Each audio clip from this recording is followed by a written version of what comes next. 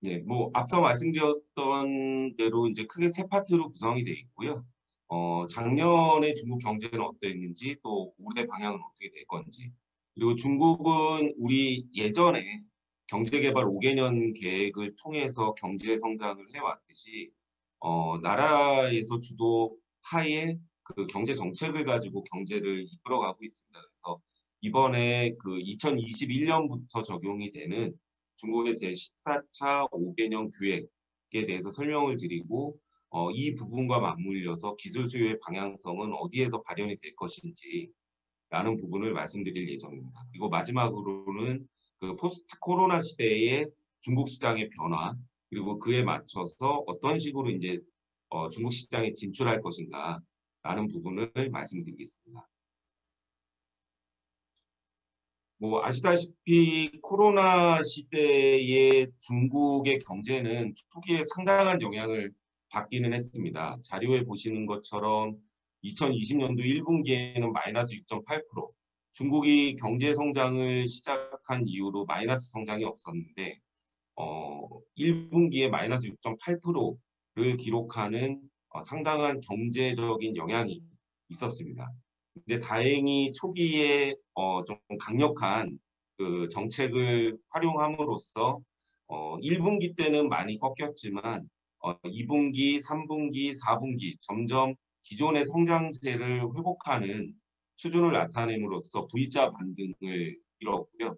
20년에 그 중국의 전체 GDP는 101조 5,986억 위안 정도로 해서 2.3% 정도가 증가가 됐습니다. 이게 어느 정도 규모냐면 지금 현재 이제 경쟁을 하고 있는 미국 GDP의 71% 수준이라고 보시면 될 것 같고요.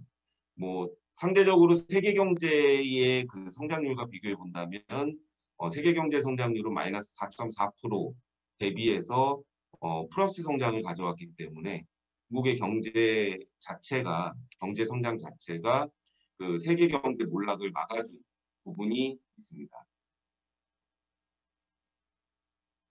그래서 전반적으로 보셨을 때의 이제 세부적인 항목들을 보시게 되면 물가 안정이라든지 고용 창출 등의 측면에서 목표 대비 그 뭐 GDP 성장률은 좀 낮게 나타났지만 나머지 부분들은 상당히 양호한 성적을 거두게 되면서 중국에서 얘기하는 이제 샤오캉 사회, 샤오캉 사회라는 게 이제 유교에 보면 예기라는 그 경전이 있습니다. 그 안에 모든 것들이 혼란스러운 세상을 난세라고 하고요.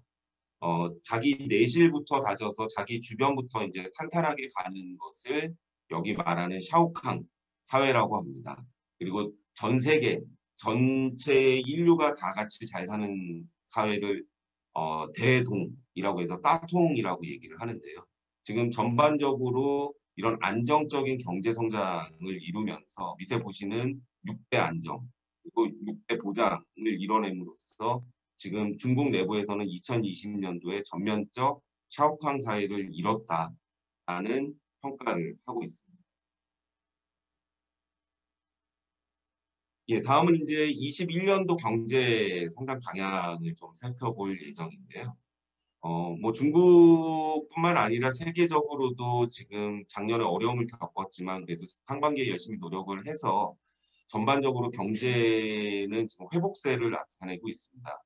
보시는 것처럼 뭐 IMF라든지 OECD라든지 월드뱅크 같은 쪽에서도 올해는 보통 4에서 5% 정도의 그 전반적인 세계 경제 성장이 있을 것으로 내다보고 있고요. 특히 중국은 최근 한 3년 동안 거의 6%에서 7% 사이의 성장률을 보였는데 코로나 반등에 힘입어서 한 4, 5년 전에 이뤘던 8% 내외의 성장을 이뤄낼 것으로 보고 있습니다. 한국은 뭐 상대적으로 한 2.9에서 2.8% 워낙 그 선진국 쪽에 가까운 안정적인 경제 성장을 이루고 있기 때문에 한국의 수치도 상당히 긍정적으로 나타나고 있습니다. 이러한 상황에서 아까 이제 말씀을 드렸듯이 중국의 경제 정책들은 나라, 그러니까 국가 주도의 형태로 이루어지고 있습니다. 그래서 그러한 국가 주도의 경제 정책들을 결정하는 몇 가지 단계가 있는데요. 그 중에 하나가 말씀드리는 이제 중앙정치국 회의입니다. 이 부분은 경제만 다루지는 않고요. 전반적인 이제 내년도의 어떤 국가의 그 운영 방향성 이런 것들을 많이 다루는 회의고 그 다음에 이제 바로 연결이 되는 중앙경제공작회의에서 그 경제 분야만 특별히 더 심층적으로 다루게 됩니다. 그래서 작년에 12월에 있었던 중앙정치국 회의와 중앙경제공작회의의 결과를 보시면 21년도 거시정책의 방향성은 연속성, 안정성, 지속가능성 이 세 가지를 전략 방향으로 잡고 8가지 중점 업무를 추진하려고 지금 계획을 하고 있습니다. 보시는 것처럼 중앙정치국 회의에서 주요하게 저희가 참고해야 될 사항들은 뭐냐면 국가의 전략적 과학기술력의 강화 부분, 산업사슬과 공급망에 대한 자체 통제 능력 강화, 그리고 강대한 국내 시장 형성, 요 방향성입니다. 이 부분은 지금 이제 뭐 여러 가지 이제 뉴스나 이런 걸 통해서 접해 보셨겠지만 미중 무역 갈등이 상당히 심화되고 있는 부분이 있습니다. 그러다 보니 이제 중국에서는 그 자력으로 어떤 시장을 형성을 하고 그 자력으로 내수 시장에 기반을 한 그 자체 경제 성장을 이루려는 방향성을 상당히 크게 보고 있습니다. 그래서 그러한 부분에 있어서 국가의 원천 기술력도 강화하고 또 산업사슬이라든지 이런 그 자본주의 시장과의 어떤 조화를 이루는 그런 산업사슬과 공급망에 대한 자체적인 통제 능력을 좀 강화하려고 하고 있습니다. 이 외에도 뭐 뒤에서 조금 더 말씀드릴 것 같은데 지금 중국은 미국과 지금 G1, 그러니까 현재는 G2의 이상을 가지고 있습니다. 근데 미국과 함께 지금 무역 분쟁 속에서 조금 더 다자주의 무역에 기반한 그 무역을 이끌어 나갈 수 있는 세계 리더 국가로서의 이미지와 역할을 추구하고 있습니다. 그러다 보니 앞에 이제 내수를 통한 어떤 시장의 형성과 그 자력을 통한 발전 그런 방향성과 또 다른 측면으로 전 세계적인 리더 국가로서 어떤 생태환경 보호라든지 반독점 그런 그 다자주의 무역과 관련한 그리고 전 세계의 공동 발전에 목표를 둔 그런 정책들을 생각을 하고 있습니다. 그래서 이제 거시정책 방향성, 중앙경제공작회의에서 얘기한 연속성, 안정성, 지속 가능성 같은 경우들은 어떤 얘기냐면 기존의 중국의 발전들은 대부분 외자를 많이 투자를 받고 그러한 자본을 가지고 중국에서 그 제품을 생산을 하고 그거를 다른 나라로 수출을 하게 하는 기반을 마련해 줌으로써 중국 내부의 어떤 소득도 높이고 시장도 넓히고 그리고 세계 경제에서의 어떤 공장의 역할들을 했습니다. 근데 이러한 것들이 조금 빠르게 진행이 되면서 또 이번에 포스트 코로나라는 상황을 맞게 되면서 경제라는 것들이 빠르게 성장하는 것도 중요하지만 안정적으로 성장하는 것도 상당히 중요하겠다라는 부분이 좀 대두된 게 있고요. 또 하나는 이 개혁 개방을 전면적으로 추진을 하다 보니 뭐 물론 이제 온라인 쪽에 뭐 중국에 관심 있는 분들은 많이 아실 겁니다. 온라인 쪽에 이 결제 시스템이라든지 온라인 쪽의 플랫폼들 이런 것들은 중국이 상당히 많이 앞서가 있는 상황입니다. 근데 이러한 것들이 자본을 흡수하게 되면서 실질적으로 국가의 정책이나 이런 쪽에도 그 영향을 미치고 또 각각의 자본의 논리에 의한 어떤 그 이 시장에 보이지 않는 힘으로 작용하는 부분이 있어서 그러한 부분을 봤을 때에 연속성 그리고 지속 가능성 그리고 통제가 가능한 쪽의 경제 정책을 활용해서 지금 현재 중국 내부의 전체 전반적인 그 경제 상황들을 안정화시키려고 하고 있습니다. 그런 면에서 이제 뭐 기술적인 수요라든지 이런 것들은 당연히 요구되고 있는 거고요. 뭐 아시다시피 중국에서 지금 글로벌 탑 원이라고 할 수 있는 생산품들을 뭐 숫자로 세어보면 우리나라보다 좀 적은 편입니다. 물론 우주항공 산업이라든지 이런 쪽에서는 저희보다 훨씬 더 앞서가 있지만 소비재 분야라든지 아니면 반도체, 디스플레이 같은 미래 사업 분야 쪽에서는 저희보다는 기술력이 좀 한 단계에서 두 단계 정도는 낮은 상황입니다. 그래서 이러한 부분에 있어서 조금 더 기술력을 확보하려고 하고 있고 또 미래 시장에 대한 투자로 생각을 해서 이런 쪽에 이제 기술 수요들이 나타나고 있는 상황입니다. 어, 뭐, 이 장표는 조금 기존 얘기랑 약간 다르게 느껴지실 수도 있겠지만, 제가 이제 올해부터 앞으로 펼쳐질 5년간, 그리고 그 이후에 2049년까지의 어떤 방향성, 이런 거를 설명하기 위해서는 꼭 필요한 내용이라고 생각이 들어서 말씀을 드렸습니다. 아마 최근에 뉴스를 통해서 접해 보셨을 것 같은데요. 7월 1일 그 중국 공산당 창당 100주년 행사가 있었습니다. 예전에 이제 덩샤오핑부터 시작해서 마오쩌둥부터 시작해서 이제 덩샤오핑이나 이런 후진타오 계속 그 중국의 발전 방향을 제시하면서 지금 현재의 시진핑 정부에서 가장 큰 마일스톤, 가장 큰 전환점이라고 생각을 하고 있었던 것이 바로 올해 공산당 창단 100주년입니다. 공산당 창단 100주년까지는 앞서 말씀드렸듯이 전면적인 샤오캉, 그 소강 사회의 건설을 목표로 하고 있고요. 주로 방향성들은 빈부의 격차를 줄이는 부분, 그리고 세계적으로도 뭐탑 1까지 올라가지는 않지만 세계 경제에 영향을 미칠 수 있는 전반적인 어떤 인프라들 이런 것들을 갖추는 쪽, 그리고 내부에 있는 이제 국민들이 잘 살 수 있는 기반을 마련하는 쪽을 추구하고 있었습니다. 근데 올해 이제 공산당 창단 100주년이 넘어선 이 시점부터 또 하나의 어떤 의미 있는 시점이 바로 신중국 수립 100주년입니다. 2049년을 보고 있고요. 2049년까지는 바로 탑 원, G1 국가로서 전 세계의 중국을 자리매김한다라는 그 목표를 가지고 진행을 하고 있습니다.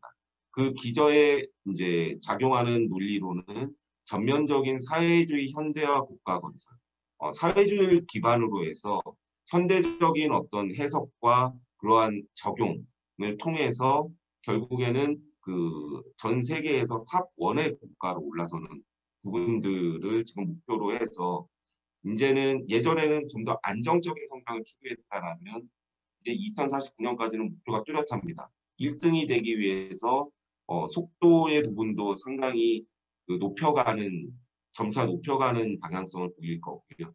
그리고 두 번째로는 뭐냐면 예전엔 양적 성장에 좀 더 집중을 했다면 이제는 질적 성장의 방향성도 충분히 고려를 해야 되는 상황이라고 보시. 네, 뭐 그러한 예로 이제 보시는 것처럼 뭐 9차, 10차, 11차, 12차, 13차, 14차까지 각각 5개년 계획을 통해서 목표 연평균 경제 성장률을 항상 초과해서 달성을 했고요. 조금 이번에 이제 14차는 조금 겸손하게 목표 연평균 경제 성장률을 5에서 6%로 보고 있지만 충분히 이 이상을 달성할 수 있을 것으로 보고 있습니다. 여기서 이제 제가 조금 더 이제 다음 장표에서 조금 더 이제 설명을 드릴 건데요. 중국의 5개년 계획이라는 것들은 상당히 중요한 의미를 갖습니다. 13차 5개년 계획 같은 경우는 여러분들이 알고 계시는 1대1로 그리고 상해, 북경, 광저우 기존에 이제 포화되어 있는 시장 외에 서부 대개발이라는 충칭과 사천성 청도를 중심으로 한 내륙 지방 시장의 어떤 경제 거점을 만드는 쪽에 집중을 했습니다. 그리고 14차 5개년 계획 전에 이제 바로 넘어오는 과정에서 실질적으로는 이 맨 오른쪽에 있는 동쪽에 있는 상해, 그리고 맨 북쪽에 있는 북경, 그리고 맨 아래쪽에 있는 이제 광저우, 그리고 내륙의 맨 서쪽에 있는 충칭과 청도, 이 네 지역을 연결하는 가운데 지점인 바로 우한을 중심으로 해서 이제 물류를 통한 서로 이 경제 소통을 통한 그 향후 발전 계획을 좀 세웠었습니다. 근데 뭐 아시다시피 이제 코로나의 발현이라든지 이런 여러 가지 상황들이 겹치게 되면서 2021년부터 2025년까지의 경제 정책들은 말씀드린 것처럼 안정적인 성장 그리고 새로운 질적 성장 위주로 해서 목표들이 많이 바뀌었습니다. 예, 내용들이 상당히 좀 복잡하고요. 뭐 간단히 말씀을 드리면 6대 목표 부분을 좀 중점적으로 보셔야 될 것 같습니다. 그 6대 목표에서 저희가 특별히 이제 봐야 될 부분은 바로 개혁 개방의 새로운 전진, 그리고 생태문명 건설의 새로운 진보, 그리고 국가 거버넌스의 새로운 제고, 요 세 부분을 보셔야 될 것 같습니다. 그 자세한 내용은 바로 다시 설명을 드리면 이 6대 전략에 맞춰서 6대 정책이 발표가 됐습니다. 첫 번째로는 쌍순환 발전 전략, 두 번째로는 혁신주도 성장, 세 번째로 산업구조 고도화, 네 번째로 내수시장 활성화, 다섯 번째로 신성장 동력 창출, 그리고 여섯 번째로 대외 개방 전략. 오른쪽에 제가 이제 밑줄 쳐놓은 부분들이 이제 저희가 기술 수요 부분에서 좀 더 눈여겨봐야 될 부분인 것 같고요. 쌍순환 발전 전략은 간단합니다. 내수의 발전을 통해서 실력을 쌓고 이러한 그 소비력들 이런 것들을 소비력과 생산력을 가지고 외국의 여러 핵심 국가들과 서로 교류를 하고 나눔으로써 다자주의 원칙에 의한 어떤 자유무역을 통해서 서로 내수와 외부 세계 경제의 발전에 기여를 하겠다라는 부분입니다.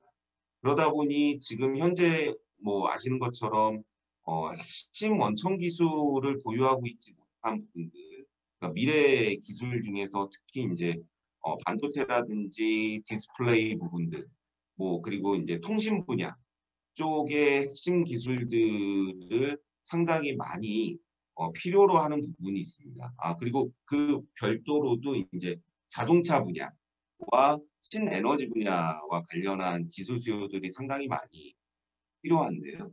이러한 부분과 관련해서 물론 이제 뭐 코로나 전에는 약간 좀 더 이제 내부의 시장을 보호해서 어, 중국 내부에 있는 이제 기술 기업들이 조금 더 성장할 수 있는 자체적으로 성장할 수 있는 시간을 벌어주는 쪽으로 생각을 좀 많이 했습니다. 정책적인 부분. 근데 지금은 밑에 보시는 대외 개방 전략을 통해서 외부에 있는 기술들을 빠르게 흡수하고 원천 기술을 자국화함으로 해서 이러한 내용들을 바로 지역으로 생산할 수 있도록 그리고 현재 한두 단계 낮은 기술력 자체를 향후 앞서 말씀드렸듯이 2049년까지는 세계 탑 원 수준까지 올리려는 부분이 있습니다. 물론 이런 것들이 이제 뭐 무거운 제품이라고 할 수 있는 자동차나 이런 것들도 있겠지만 그 외에도 뭐 화장품이라든지 이런 핵심 소비재 기술에 대한 부분도 상당히 수요가 높게 작용을 하고 있습니다. 또 하나는 혁신주도 성장 부분인데요. 뭐 전 세계 어느 국가든 어느 정도 이제 미래를 준비하는 그런 나라들은 항상 얘기하는 그 주요 분야인 것 같습니다. AI, 인공지능 부분이라든지 아니면 양자정보 부분, 그다음에 반도체, 바이오, 그리고 뇌과학, 뭐 품종 개량과 같은 이제 식량난의 해결에 대한 부분. 뭐 우주과학이나 뭐 이런 것들은 이제 조금 더 앞선 얘기인 것 같고요. 특히 또 이제 심해 및 지층 연구 이제 저희가 이제 생각하고 있는 어떤 자원과 관련한 부분들 뭐 제가 듣기로는 해양 플랜트 관련 회사도 여기 이제 참여하고 계시는 걸로 알고 있는데요. 이런 심해 및 지층 연구를 통한 어떤 자원 확보 이런 부분 쪽으로 지금 중국은 핵심적으로 이제 선택과 집중을 수행할 예정입니다. 그 밑에 이제 산업 구조 고도화 부분에서는 당연히 이제 정보기술 부분이 있고요. 바이오와 융합된 이제 그런 뭐 4차 산업들 그리고 신재생에너지 중국에 아시다시피 이제 공기오염에 대한 심각성을 상당히 많이 느끼고 있습니다. 그래서 신재생 에너지 분야에 대한 그 정책적인 지원들, 특히 전기자동차라든지 이런 쪽에 상당히 많은 지원들이 존재를 하고 있고요. 뭐 첨단 설비라든지 말씀드린 신에너지 자동차, 환경보호, 특히 이제 환경보호와 관련해서는 올해 저희가 그 마트라든지 이런 배달 제품들에 대한 포장 자체를 친환경 플라스틱으로 바꿔가는 작업을 상해부터 지금 시작을 하고 있습니다. 그래서 지금 중국 내부에서 제가 보기에 옥수수라든지 이런 거를 활용한 친환경 플라스틱 제조 기술은 아직까지는 수준이 높진 않은 것 같습니다. 뭐 수출 동향을 보더라도 지금 일본 쪽에서의 원료 수입이 상당히 많은 편이고요. 그런 면에서 어떤 친환경 플라스틱 쪽, 포장 쪽 이런 쪽의 기술 수요도 상당히 높아질 수 있을 것 같고요. 또한 그 외에도 인터넷이나 빅데이터, 인공지능 등을 적용한 사타 산업과 같은 어떤 농업 ICT 기술 이런 쪽에서도 상당한 그 기술적 수요가 보일 것으로 판단되고 있습니다. 이런 이제 기술 수요가 있다라는 거는 이제 충분히 어느 정도 인지를 하셨을 것 같습니다. 이번에 이제 저희가 기정원과 함께 진행을 하고 있는 현지 기술 교류 이제 행사를 이제 통해서 중국의 수요 기업들과 만나실 수 있을 것 같은데요. 저희 이제 KTR 상해 지원 같은 경우는 그 중국의 과기부 산하 그리고 상하이시 정부가 공동 건설한 국가기술 이전 동부센터와 지금 협력을 하고 있습니다. 국가기술 이전 동부센터 같은 경우는 우리나라와 동일합니다. 이런 첨단 기술이라든지 원천 기술들 그리고 기업들이 수요로 하는 기술들을 국내 혹은 국외에 그 제공이 가능한 기업과 매칭을 해서 이러한 부분들이 국가 발전에 도움이 되는 부분들은 기술 사업화, 정책적인 지원 이런 것들을 실시하는 뭐 정부의 산하기관, 산하공기업이라고 보시면 될 것 같습니다.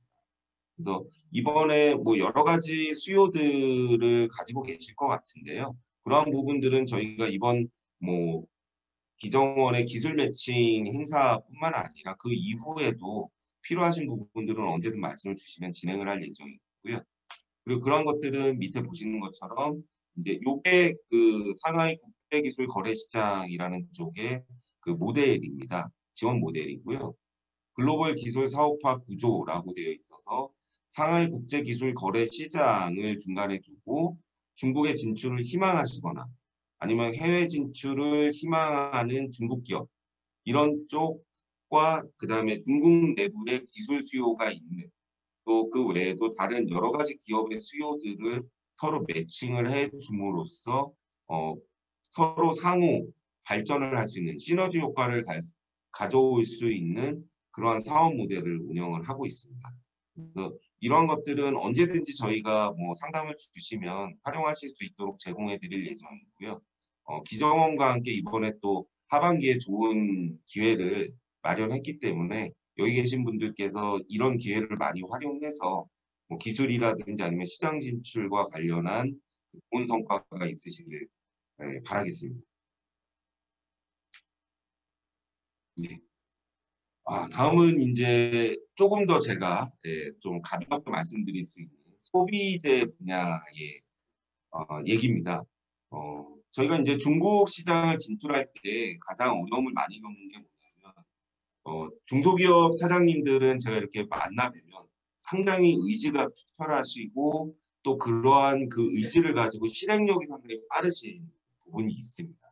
근데 중국이라는 나라 자체가 좀 거대하고 또 기존에 저희 그 한국과는 다른 체계들을 많이 갖고 있기 때문에 좀 마음은 급하시더라도 이 중국 시장 진출의 5단계를 살펴보시고 각각의 단계별로 어떠한 그 대안, 전략들을 세워서 추진을 하는 것이 어떨까라는 말씀을 항상 드립니다. 그래서 처음에 진출을 결정하시게 된다 그러면 후, 내가 상대해야 되는, 내가 개발해야 되는 고객들은 어느 곳에 있고 어떤 특성을 가지고 있는가. 그리고 특히 이제 이 제품, 내가 공략하려는 고객들의 어떠한 제품, 그리고 어떠한 내용을 가지고 소구하는 것, 그리고 어떻게 가격을 맞춰줄 것인가라는 그 제품에 대한 부분을 잘 정하셔야 될 것 같고요.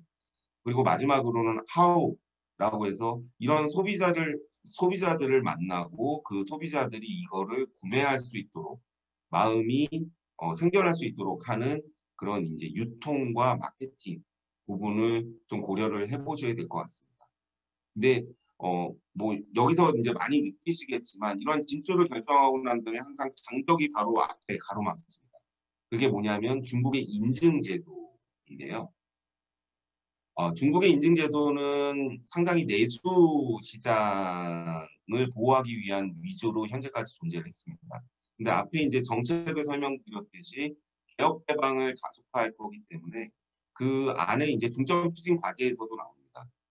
이제 표준이나 이런 것들을 글로벌, 이제 세계 시장과 맞춰가는 작업들을 하고 있고 그 일환으로 이번에 이제 화장품법도 올해 개정이 돼서 그 내용들을 제가 살펴봤더니 우리나라 화장품법의 거의 7, 80%까지 근접해 있는 원료나 이런 것들도 좀 더 자유롭게 사용하고 물론 등록을 통해서 진행을 해야 되지만 좀 더 자유롭게 활용을 하고 할 수 있는 시장 개방형 형태로 가고는 있습니다. 근데 아직까지도 차이가 20에서 30% 이상 존재를 하기 때문에 그런 차이들을 잘 극복할 수 있는 그런 인증에 대한 어떤 사전 준비가 필요하고요. 특히 이 부분, 이제 거점 설립 부분이 상당히 중요할 것 같습니다. 지금 이제 온라인 시장이 확대되는 부분도 있지만 또 하나는 이번에 포스트 코로나 때 많이 어려움을 느끼셨듯이 내 제품을 우리 회사를 위해서 내일처럼 띄워줄 수 있을 만한 현지의 거점이 없다 그러면 이 사업의 연속성 측면에서 한계를 가져올 수밖에 없는 부분이 있는 것 같습니다. 그래서 거점 같은 경우는 어떠한 지역으로 들어갈 거냐, 어떠한 식으로 진출을 할 거냐라는 부분을 상당히 많이 고민을 해보셔야 될 것 같습니다.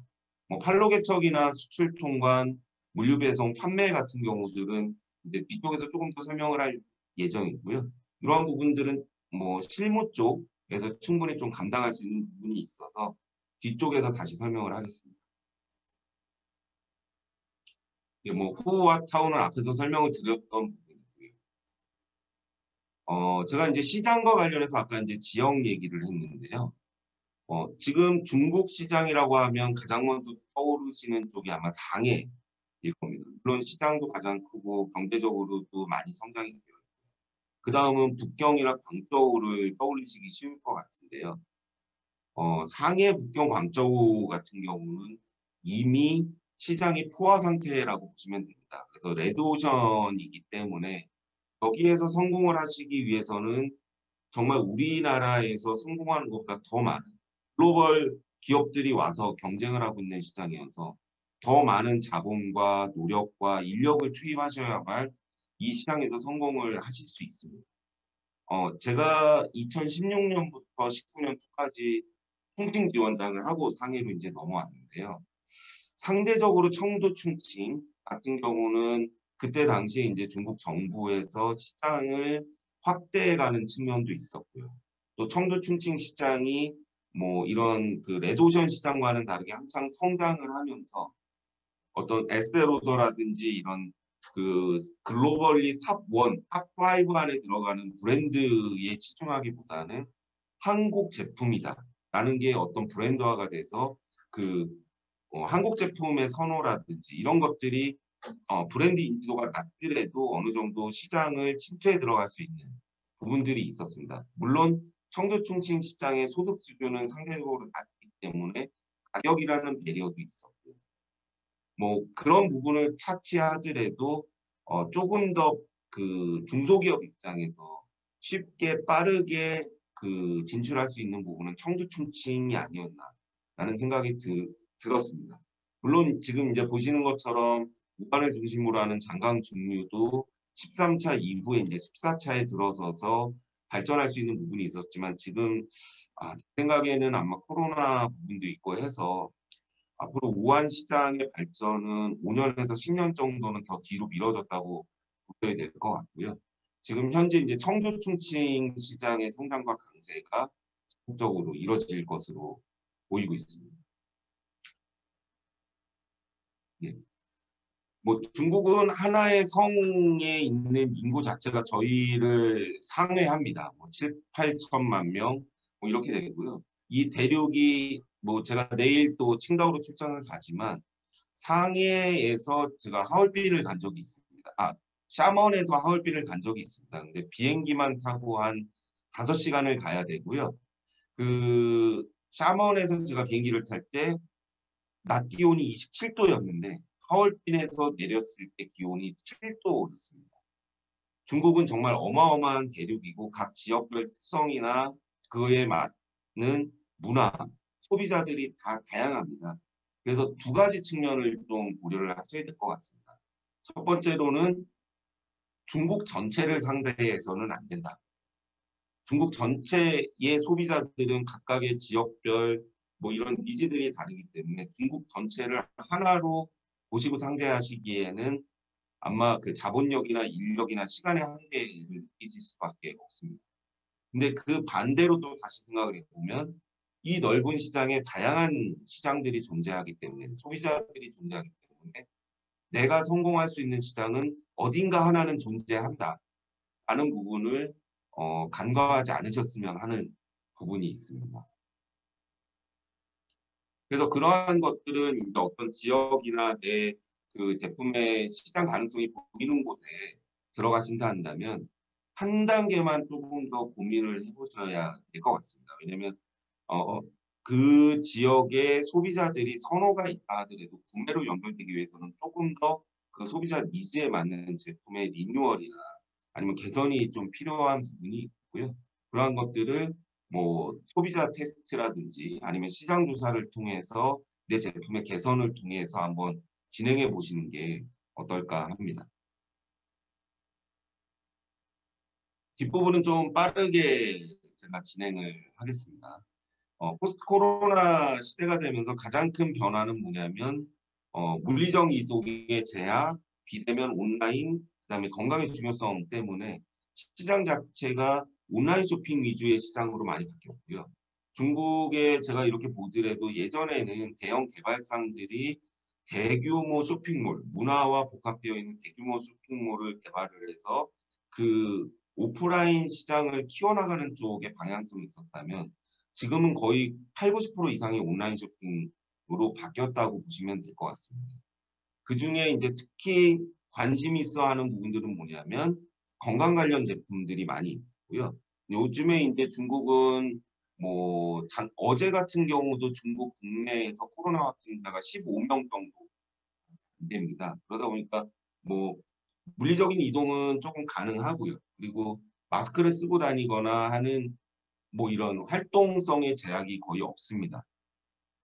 그렇기 때문에 그러한 이제 내용으로 봤을 때 좀 더 이제 패션, 뷰티 쪽에 관심들이 다시 상승을 하고 있고 그거와 관련한 대용량, 대량 구매들이 지금 많이 일어나고 있는 상황입니다.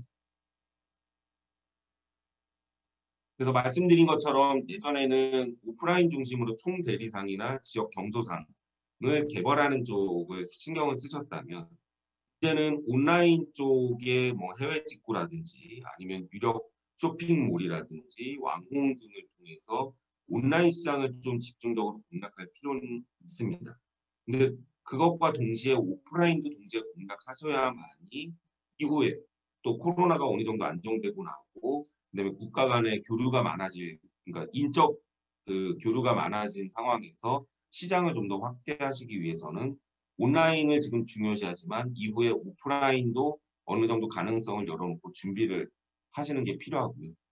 특히 온라인 시장 같은 경우는 대리상을 통한다. 이거는 온라인에서는 직접 소비자를 상대한다고 보셔야 됩니다. 그러다 보니 브랜드나 제품의 마케팅이 상당히 중요한 상황입니다. 현재 그런 소비재류의 그 주요 소비자군을 봤을 때 우리나라는 MZ세대라고 하죠. 이제 중국에서는 Z세대라고 하는데요. 보통 이제 1995년 전후 출생자로 20에서 30세 사이의 그 소비자들 군을 얘기를 합니다. 온라인 소비의 59%를 차지하고 있고요.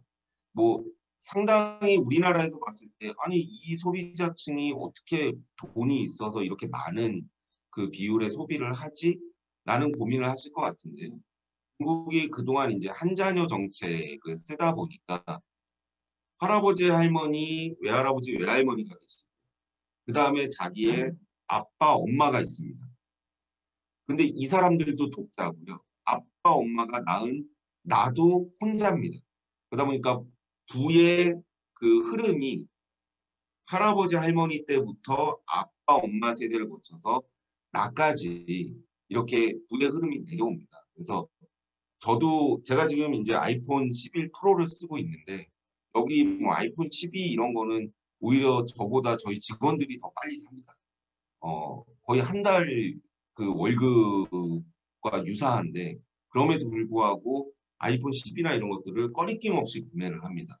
이러한 그 부의 어떤 그 깔때기 구조, 밑으로 내려오는 그런 부의 흐름들이 상당히 이제 소비 주력권을 형성하도록 만들어준 것 같습니다.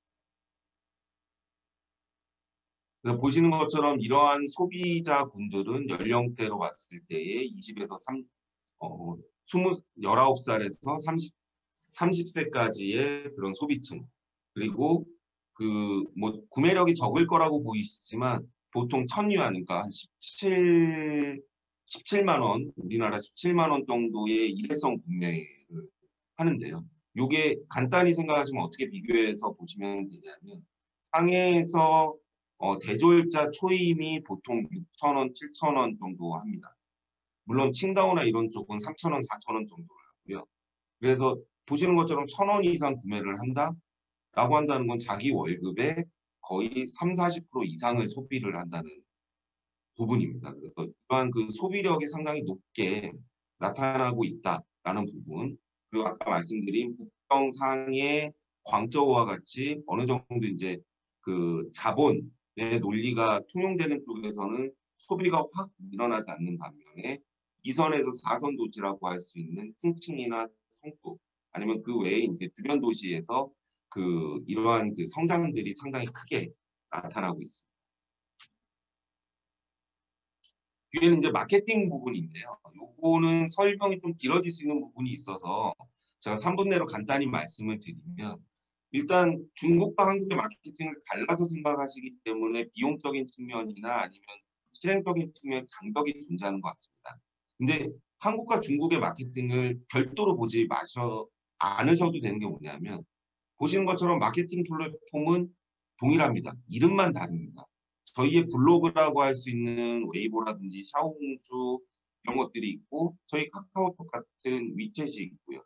유튜브 같은 뭐 도이나 아니면 비리비리라든지 이런 여러 가지 채널들이 이름만 바꿔서 존재할 뿐입니다. 그렇기 때문에 여러분들께서 마케팅 플랫폼에 대해서 어려워하실 필요가 없고요. 한국에서 온라인 마케팅 하듯이 내가 어느 쪽에서 뭐 성과가 있었다라고 하면 중국에 그게 대응되는 플랫폼이 어떤 거지? 라고 한번 고민해 보실 필요가 있고. 그래서 뭐 네 가지 것들은 뒤에 조금 더 예시가 있어서 간단히 설명을 하겠습니다. 위챗 같은 경우는 카카오톡과 동일하고요. 그 대신 이제 모멘트라고 해서 저희 카카오톡 스토리처럼 푸시형으로 계속 그 소통을 할 수 있는 부분이 있습니다. 그 웨이보는 블로그, 인스타그램하고 유튜브가 합쳐져 있는 거라고 보시면 되는데요. 회사 전용 계정을 사용할 수도 있고 파워블로거를 활용해서 마케팅을 하실 수도 있습니다. 근데 다만 키워드 활용이 상당히 중요합니다. 왜냐하면 바이두에서 중국의 네이버라고 할 수 있는 바이두에서 검색이 가능하기 때문인데요. 뒤에서 한 번 더 보시면 콘텐츠를 어떤 걸로 가져갈 거냐 고민 많이 하지 않으셔도 됩니다. 보시는 것처럼 중국에서 핫한 한국의 콘텐츠를 연관해서 사용하시면 되고요. 그런 예시로 지금 펜트하우스라는 드라마가 한국에서 상당히 유행을 하고 있고 또 지금 시즌 3가 진행되고 있는 걸로 알고 있습니다. 보시는 것처럼 중국에서 펜트하우스를 치는 순간 유사 검색어가 서칭하는 사람이 순간 서칭이 14만 명이 되고요. 보시는 것처럼 그와 연관된 연관 검색어만 해도 밑으로 2, 300개가 동시에 뜹니다. 그렇기 때문에 연관 검색어를 충분히 활용하고 이러한 것들을 또 컨텐츠를 만들므로써 활용하실 수 있는데요. 물론 저작권의 문제가 있습니다. 그렇기 때문에 뭐 말씀드린다라면 펜트하우스에서 활용한 붉은 펜트하우스 주인공의 붉은 입술의 색깔과 동일한 무슨 립스틱이라든지 이런 조금 문구 자체를 조금 더 이제 연관어로만 구성을 하는 방식을 통해서 충분히 중국에서 검색도나 브랜드 인지도를 높일 수 있는 부분이 있습니다. 물론 이런 것들이 판매 전환으로 이루어져야 되고요. 보시는 것처럼 이제 왕홍을 많이 얘기하시는데 왕홍 같은 경우는 실력 있는 왕홍을 구하기도 조금 힘든 부분이 있고요. 또 왕홍 자체의 그 뭐 10만, 20만 정도 되는 왕홍 자체의 판매력은 그렇게 많지는 않습니다. 근데 왕홍을 잘 활용하실 수 있는 건 나중에 이런 왕홍 컨텐츠들을 가지고 그 뒤에 보시는 것처럼 라이브 방송이나 이런 것들을 통해서 지속적으로 판매를 유지하실 수 있는 부분이 있다라는 거고요. 그럼 마케팅 컨텐츠 생성 부분에서 상당히 좀 중요하게 보시면 될 것 같습니다. 그리고 또 하나 이제 판매 전환과 관련해서 제가 좀 말씀드리고 싶은 거는 뭐 요거는 이제 여성과 관련된 부분입니다. 근데 일반적으로는 11월 11일, 그다음에 12월 12일, 샹슈이라는 날과 그다음에 5월 20일은 이제 중국어 발음으로 우알링이라고 합니다. 그래서 와이니와 비슷한 발음이 있어서 이쪽은 이제 여성들한테 선물하는 쪽에 그 어떤 소비가 많이 일어나고요. 또 최근에 있었던 6월 18일 날의 유야오빠 같은 경우는 상반기에 가장 큰 그 판매 대전 같은 날입니다. 그래서 이러한 그 관광거리 판매 기관들을 활용을 하신다라면 충분한 성과를 누리실 수 있을 거라고 보고 있습니다. 보는 것처럼 화면에 나온 것처럼 말씀드렸던 618, 11, 11, 12, 12에서 상당히 큰 성과들을 보이고 있고요. 나중에 아마 마케팅 플랜을 짜신다라면 이 네 가지 거기에 뭐 여성 제품이라면 38 부녀절이라든지 아니면 5월 20일 우알링이라든지 이런 쪽에 조금 더 집중을 하신다라면 충분한 성과를 보이실 수 있지 않을까 싶습니다. 마지막으로 정리하면 브랜드 인지도를 먼저 세우시고 한국에서 했던 온라인 마케팅 그대로 중국어로 가져오셔서 플랫폼과 내용을 중국화하시고 그걸 가지고 어느 정도 브랜드 인지도와 판매의 그 실력을 쌓으신다면 바로 오프라인 쪽으로 그러니까 향후 더 지속 가능한 사업 발전을 위한 오프라인 쪽으로 진출하시는 이러한 네 가지 프로세스를 밟아가시는 것이 중국의 시장을 공략하시는 데 상당히 효과적이고 효율적인 방식이라고 말씀을 드리고 싶습니다. 뭐 오늘 전달드리려는 내용은 상당히 많았는데 제가 뭐 이 시간이 좀 짧다 보니까 지금도 시간을 좀 더 제가 썼는데요.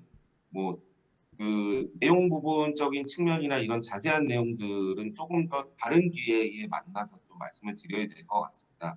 그래서 오늘 발표는 제가 일단은 시간상 여기까지 맞춰야 될 것 같고요. 나중에 궁금하신 점이라든지 여러 가지 뭐 필요하신 부분이 있으시면 언제든지 말씀 주시면 제가 그 답변을 드리도록 하겠습니다.